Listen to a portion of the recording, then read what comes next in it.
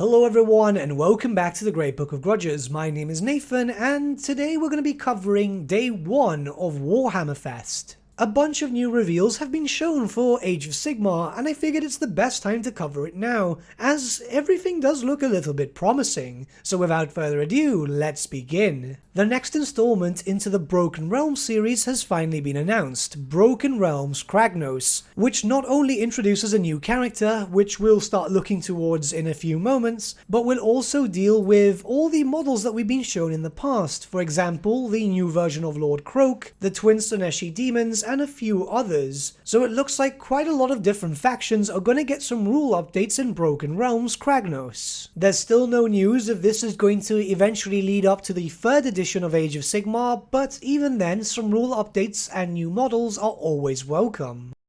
Kragnos has finally been revealed, technically a new god into the universe, and I mean technically because it's just for us. He's being established very far back into the timeline, so his history is actually quite old. This is a new god for the Destruction Forces, able to be used by the Uruks, the Ogres, and even the Gargants. The model itself is quite massive, only being smaller than the Mega Gargants. Some of his rules have already been previewed, and you can find them on screen right now. It's likely that this character is going to be very powerful given his godlike status.